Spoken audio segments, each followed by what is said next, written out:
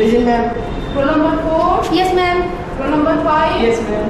Roll number 6. ক্লাসে অন্য ধরনের পড়া করব। প্রতিদিন আমরা ইতিহাস পড়ি, আজ একটু অন্য ধরনের পড়া হোক।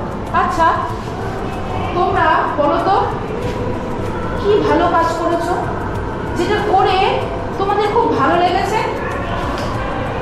দেখি।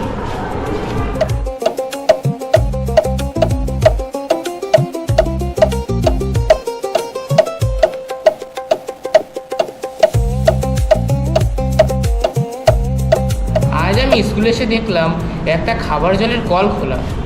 কলটা থেকে অবিরাম জল পড়ে যাচ্ছে। দেখে মনে হলো জল অপচয় হচ্ছে, আর জলই জীবন। এই জলের জন্য প্রতিদিন কত মানুষ কষ্ট করছে, তাই কলটা বন্ধ করে দেওয়া দরকার। তো কাজটি করার পর আমার মনে হচ্ছিল, আমার গর্ববোধ হচ্ছিল, মনে হচ্ছিল আমি একটি ভালো কাজ করেছি। পরবর্তীকালে এমন ভালো কাজের সুযোগ পেলে আমি আবার পড়ার চেষ্টা করব।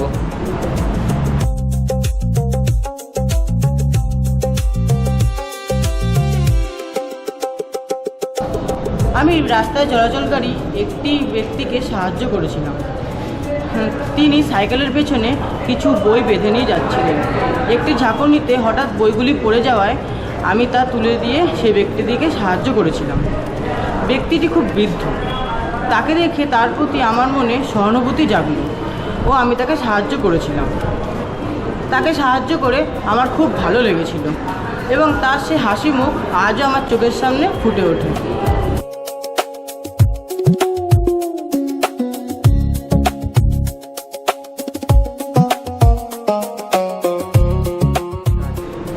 আমি গতকাল স্কুলে এসে দেখলাম যে স্কুলের লাইব্রেরি রুমে বই খাতা সব এলোমেলোভাবে রাখা রয়েছে। আমার দেখে লাইব্রেরি ম্যামের পক্ষে সব বই খাতাগুলিকে সাজিয়ে রাখা সম্ভব ছিল না, তাই আমি আর আমাদের স্কুলের কিছু ছাত্র মিলে লাইব্রেরি ম্যামে সাহায্য করে দিলাম, যাতে বইগুলোকে সঠিক জায়গায় সঠিক থাকে রেখে দিয়ে এলাম।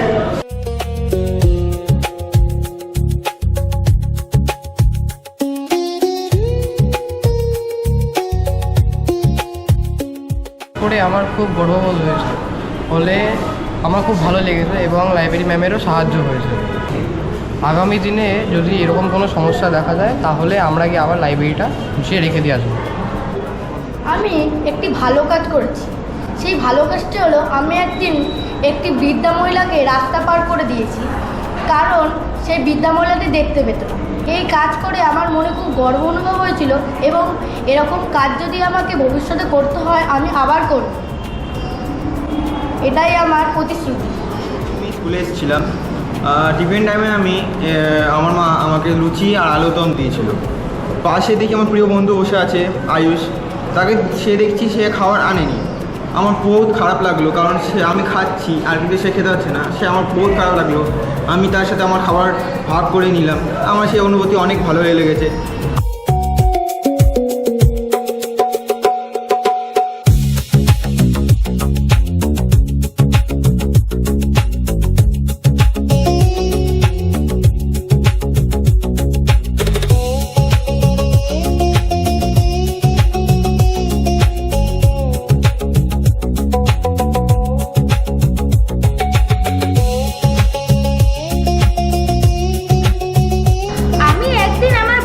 একটি বই দিয়েছিলাম, কারণ ওর কাছে বই কেনার টাকা ছিল না। এর ফলে আমি তাকে বই দিই ও সে পড়ে পরীক্ষায় পাস হতে পারে। এর জন্য আমার খুব নিজেকে গর্ববোধ হয়েছিল। যদি ভবিষ্যতে আমার এরকম কাজ আবার করার সুযোগ পাই আমি আবার করব। আমি একটি অসুস্থ কুকুরকে সুস্থ করতে সাহায্য করেছিলাম, ফলে এখনও সুস্থ হয়ে গেছে এবং আমাকেও সবসময় চেনে এবং আমার পিছনে ঘোরাফেরা করে। ভবিষ্যতে যদি আমি আবার এমন কোনো সুযোগ পাই তাহলে আমি সেই কাজটি আবার করব।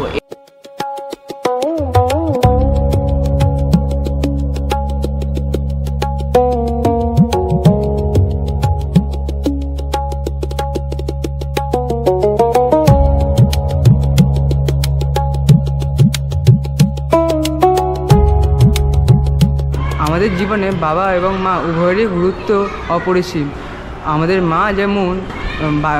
মা যেমন ঘরের কাজ করে, ঠিক সেরকমই আমাদের বাবা বাইরের বিভিন্ন কাজ করেন। বাবা হলো আমার অনুপ্রেরণা। আমি বাবাকে বিশ্রাম দিই এবং বাবা যদি কোনো কাজে ব্যস্ত থাকে ঠিক বাবার যেসব কাজ বাজার করে আনা, ব্যাংকের কাজ করা, দোকানের কাজ ইত্যাদি ইত্যাদি কাজে আমি বাবাকে সাহায্য করি।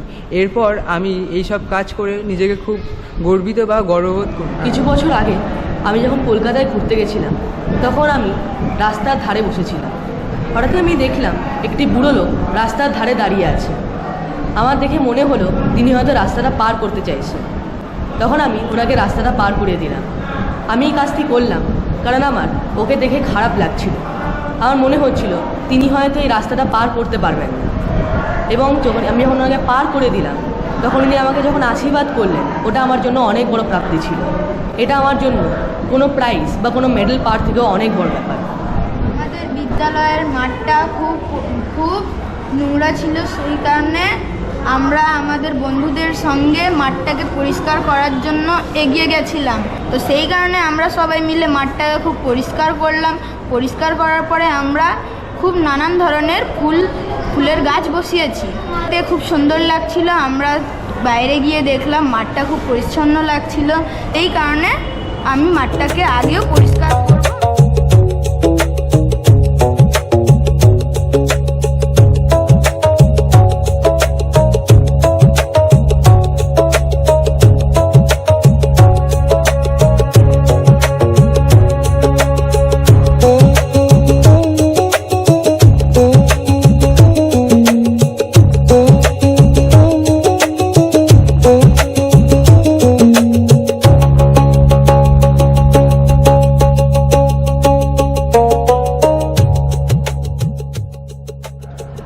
আজ আমরা অনেকগুলো ছোট ছোট গল্প দেখলাম। কেউ অসমর্থ ব্যক্তিকে হাত ধরে রাস্তা পার করিয়ে দিয়েছে, কেউ নিজের প্রিয় বইটা কাউকে পড়তে দিয়েছে, কেউ বা গাছ লাগিয়েছে এই ভেবে যে আমাদের আগামী দিনের পৃথিবীটা হয়ে সুন্দর সবুজ। আবার কেউ বন্ধুর বিপদে তার পাশে গিয়ে দাঁড়িয়েছে। এই কাজগুলো দেখতে খুব ছোট মনে হলেও কাজগুলো কিন্তু ছোট নয়। কারণ আমরা সকলেই জানি পৃথিবীর যে কোনো বড় পরিবর্তন এরকম ছোট ছোট ভালো কাজের মাধ্যমেই হয়ে থাকে।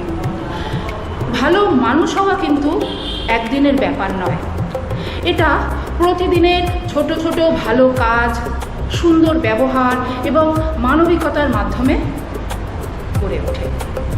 আমরা যদি প্রতিদিন কিছু ভালো কাজ করি তাহলে যে শুধু আমরা অন্যের মুখে হাসি ফোটাবো তা নয়, কিন্তু এর মাধ্যমে আমাদের মন ভালো হয় এবং আমরা আরও মানবিক হয়ে উঠি।